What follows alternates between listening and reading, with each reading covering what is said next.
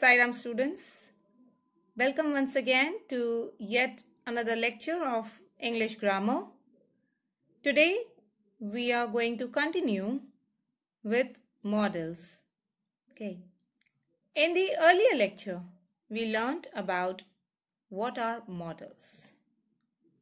In English grammar, a modal is a helping verb that combines with another verb to indicate mood or tense. A modal is also known as a modal auxiliary or modal verb, and it mainly expresses necessity, uncertainty, possibility or permission. If you remember, in the previous lecture, we learnt about the nature of modals. Okay, the main characteristics of modals. Let me quickly recap or recapitulate for you. Number one, modals are never used alone. They have a verb with them. Okay, that means they are never used alone. If you remember the example, I can upon a harmonium. And the other correct example was, I can play upon the harmonium. So can, which is a modal verb cannot be used alone. It is used along with the verb play in this example. The second characteristics, modal don't change according to the number or person of the subject. I had given the example, I can play, we can play, they can play. So the subject, the number or person of the subject remains unchanged. And the third characteristic was, we can't place to with them. Okay, that means modals don't have the infinitive form. We can't place to with them in order to make their use in the sentence. Right? So we need to remember all the three characteristics of modals. Only then we will be able to identify the appropriate modal to be used in a sentence. Today we are going to continue with the other modals. Number one, could. Now let me tell you something about this particular modal verb. The modal verb could is most often used as a past tense version of can, indicating what someone or something was able to do in the past. Okay, so it is basically a polite way and it expresses a past ability or a past possibility of doing something. And it can be expressed in various ways. Like in this case, let us start with a few of them. Ability.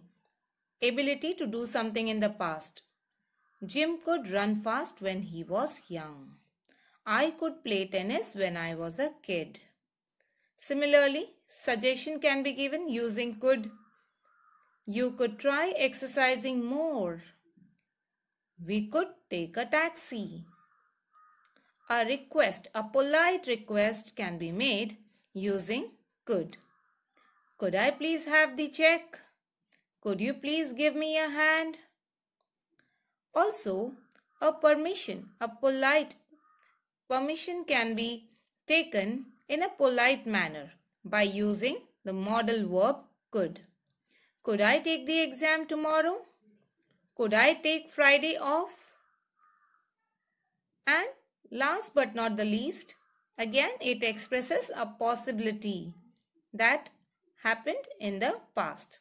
Something was able to do in the past. He could have gotten lost. He could have gotten lost. He could have called first. So, basically, could is a modal verb used to express possibility or past ability as well as to make suggestions and requests. It is commonly used in conditional sentences as a conditional form of can. Alright, so conditional sentences in the past tense are called second conditionals. Alright, unlike the first conditional, we use the second conditional to talk about things that cannot or are unlikely to actually happen. And to create the second conditional, we usually use the past simple tense after the if clause, followed by would plus a bare infinitive. Now, we need not go in detail about that. Okay, let us understand how do we use this in a sentence. Let us look at these examples. Once again, in short, I'll just tell you that could can be used to express ability. I could play a guitar when I was a child. I could smell something burning. Again, could can be used to express, to request something. Could you hand me the pencil? Could I go to the park? It can also be used as a suggestion. I could help you with Spanish. They could go to the movies if you are interested.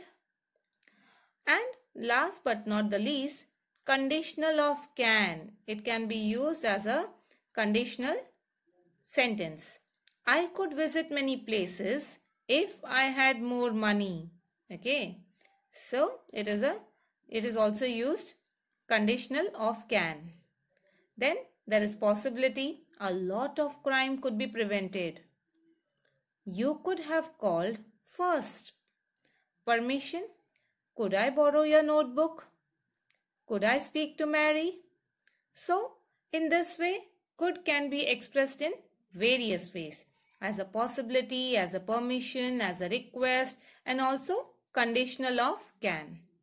I hope students, this modal verb is quite clear to you. Let us proceed further and understand the use of may. So, the modal verb may is used to ask, grant, or describe permission, to politely offer to do something for someone, to express the possibility of something happening or occurring, or to express a wish or desire that something will be the case in the future. So for all this purpose, may is used. So let us understand it in a better way. May is used. Number one, it is used to speak or grant permission in an informal manner. Like in the example, may I leave now? You may go home when you have finished your work. You may ask for anything you want. May I come in, sir? So in all the examples, the speaker is granting permission or asking for permission in an informal manner. Now, the second way of expressing may in a sentence, it is expressed as a factual possibility, the possibility of a fact. And how does it let us look at the example. The sky is overcast with clouds. It may rain. I am feeling well now. I may attend the meeting. Light is dim. The match may be delayed. So in all three examples, we can say that the modal verb may expresses a factual possibility. Okay, that something will happen or occur in the near future. May is used in the subordinate clause to express a purpose. To express a purpose. There can be some reason for doing things. He works hard so that he may get good marks. He works hard so that he may get good marks. We eat so that we may live. So both the examples, they express a purpose. Hence, may is used in the subordinate clause. May is used to express a personal wish, expressing wishes for the future. it is like, it is used in more formal language to express a wish or a desire that something will be the case in the future. Okay, so let us see the example. May you live long. May you prosper, my son. May you be safe in your journey. So all these examples express a personal wish, and that wish concerns someone else. Okay. Now with this, I hope students, this modal verb may is also clear with all the examples that we have discussed. I hope you have understood it. Moving ahead to the next, might. So might is a modal verb which is most often used to express an unlikely or uncertain possibility. Might is also used to very formally or politely ask for permission, and it is used as the past tense form of may when asking permission in reported speech. It can also be used to suggest an action or to introduce two differing possibilities. Okay, I'll help you explain this. Let us start with this. The first one, that is might, is used to express less possibility. So in this case, let us look at the example. She might arrive today. Okay. Also, another example could be, I am hoping that she might call me later. We might go to a party later. So all this express possibility, but to a lesser sense. Then another one, to express hint or guess. So here, when you express a hint or guess, that might be Rohan. That might be his brother. Okay, so here you are not sure. So you just make a guesswork. Now, the third way of expressing might is to ask for permission. Might I start speaking? Might we go to the park this afternoon? Might I ask you a few questions? So all these are examples. Okay, examples where we can use might. And as I said earlier, that might is also used, we also use it as a past tense of may. When we use reported speech, we traditionally, conjugate verbs 1 degree into the past.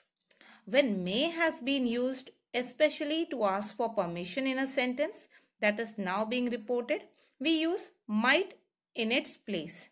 As in example, he asked if he might use the car for his party tonight. So this way, might can also be used as a past tense of may. Now moving ahead, our next modal verb is will. As a modal auxiliary verb, will is particularly versatile. It has several different functions and meanings. It is used to form future tenses, to express willingness or ability, to make requests or offers, to complete conditional sentences, to express likelihood in the immediate present, or to issue commands. Okay, so let's have a look at them. Will is used to express future time reference. For example, you will win. Okay, it's a future time reference. Like for example, I will turn 40 tomorrow. Or she will be singing at the concert as well. So here, will is used to express future time reference. Another way of using will to express determination or intention. To express determination or intention. For example, I will teach him a lesson. Okay, so this way you can use will to express a determination. Will is also used to make a comment. He will always sulk. He will never prosper. So this way, a comment can also be made using the modal auxiliary verb will. Will can also be used to make a request and offer, invitation, or a permission. Like, we often create interrogative sentences also using will, and especially to make request or polite offers. For example, will you walk the dog, Jim? Or will you have a cup of tea, Sam? So this way you can, use it. You can create interrogative sentences using will to make a request or permission. Like in this example, will you come with me? All right. So this way, will can be used to express future time reference, to express determination or intention, to make a comment, to make a request, permission, or invitation. Okay. So this way, I hope we have understood. I hope students, you have understood the three modal auxiliaries covered for now. Will, might, may. Okay, so let us move ahead and start with the next one. Should. Now, let me tell you about this particular modal verb. Should is mainly used to give advice. This advice may be given to a particular person, or it may be a general statement of what is good. For example, you should not buy that house. Okay, it sounds like an advice. You should look into the matter yourself. Okay, so these are statements where you give advice to a particular person. Should is used to express a duty or a moral obligation. You should keep your promise. You should obey your parents. So here it is also used to express a duty or a moral obligation, a kind of responsibility, a sense of responsibility is understood.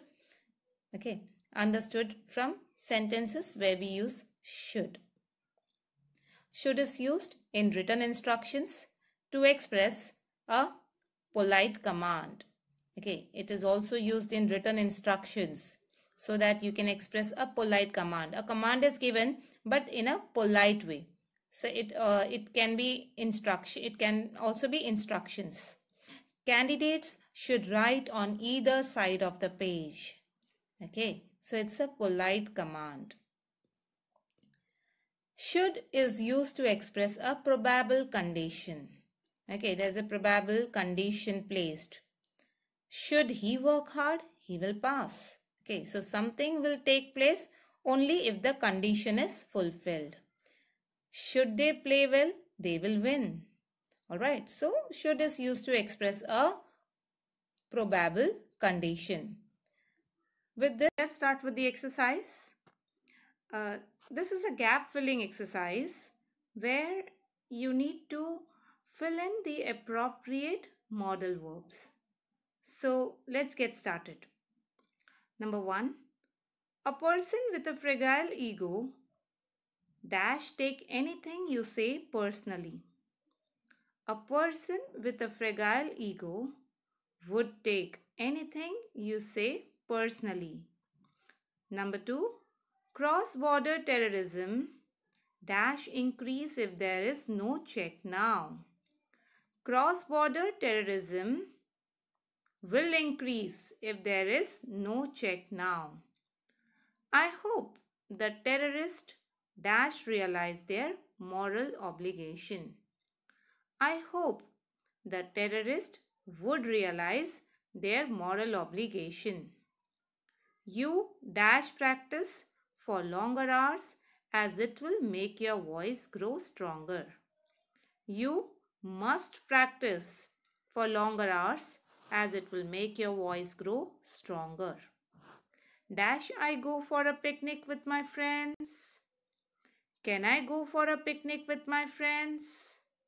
He dash see the doctor immediately. He should see the doctor immediately. So with this, we come to an end of the exercise also. And today we have covered a few more models, and in the next lecture we'll complete the remaining part. So that's all for today. Thank you so much. Stay safe.